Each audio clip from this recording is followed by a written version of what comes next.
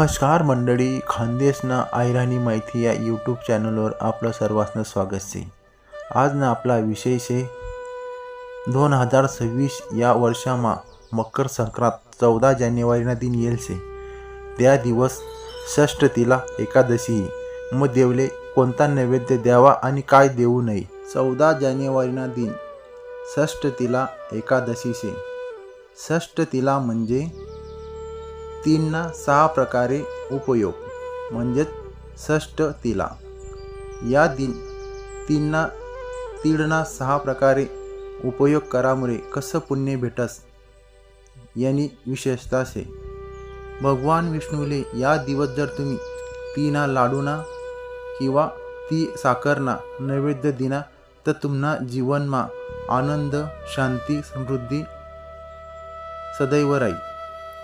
तसेच या दिवस तुम्ही जर उपास करा भगवान विष्णूना एकादशीना तर तुम्हाला जीवनमातला सर्व पाप नाश होतील।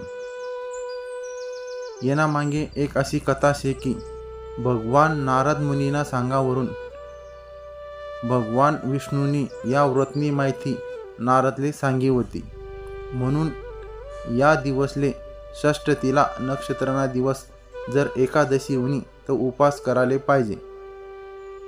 या दिवस उपास करताना फक्त आपण तीळनाच फरार करावा किंवा फळहार किंवा तीळना लाडू असं खावं, जेणामुळे तुम्हाला उपास लागू होईल। या दिवसले तुमले या उपाससाठी तुमले बगर साबुदाणा खावाले चालाव नाही।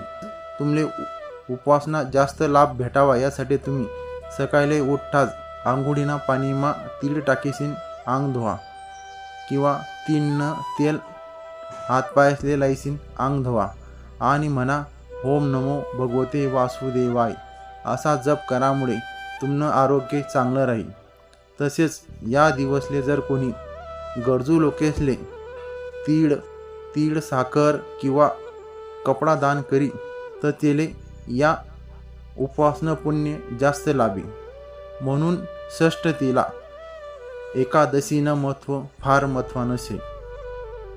मंडळी, तुमले जर मनी माहिती आवडली तर आपल्या चॅनलले सबस्क्राईब करा, शेअर करा आणि ही माहिती दुसऱ्यासले बी धाडा।